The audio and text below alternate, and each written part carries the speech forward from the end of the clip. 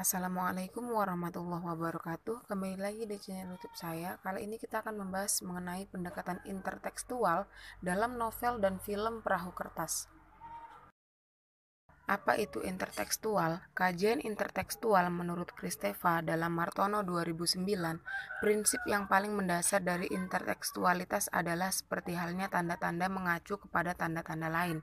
Setiap teks mengacu pada teks-teks lain. Dengan kata lain, intertekstualitas dapat dirumuskan secara sederhana sebagai hubungan antara sebuah teks tertentu dengan teks-teks lain. Selanjutnya kita akan membahas intertekstual dalam film, novel, dan perahu kertas. Adapun yang pertama ialah interteks tema. Salah satu tema dari novel dan film perahu kertas ialah tema mayor. Pada novel menceritakan kisah cinta antara Kugy dan Kinan. Tema ini menampilkan tema mayor yang bersifat jasmaniah. Sedangkan pada film, yakni hanya kisah percintaan Kugy dan Kinan. Yang kedua ialah interteks amanat. Amanat pada novel dan film perahu kertas ialah sama, yakni sebagai manusia yang memiliki kehidupan dan masa depan, hendaklah kita menata rencana-rencana untuk kehidupan di masa yang akan datang, bukannya terpuruk dan menyerah. Adapun interteks yang ketiga ialah alur atau plot. Pada alur atau plot dalam novel dan film ini, terdapat perbedaan pada akhir cerita. Dalam novel, cerita dibiarkan terbuka, sedangkan di dalam film tertutup.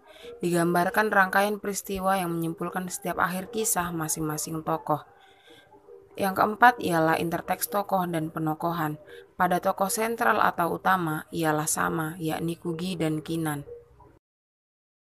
Selanjutnya yang kelima ialah interteks sudut pandang. Pada novel, sudut pandang third person atau dia maha tahu. Sedangkan pada film, sudut pandangnya yakni pengamat serba tahu. Yang keenam ada interteks gaya bahasa. Pada novel Perahu Kertas ini ditulis oleh Dewi Lestari dengan gaya realis bertabur metafora. Sedangkan pada film, bahasa film disesuaikan oleh sutradaranya mendekati sama. Intertekstual dalam novel dan film Perahu Kertas yang ketujuh ialah latar atau setting. Alur tempat dalam novel ialah Amsterdam, Jakarta, Bandung, dan Bali. Sedangkan pada film hanya bertempat di Jakarta, Bandung, dan Bali. Alasan mengapa dalam film latar tempat Amsterdam dihilangkan, hal ini diperkirakan untuk penghematan dan juga tidak merusak badan cerita aslinya.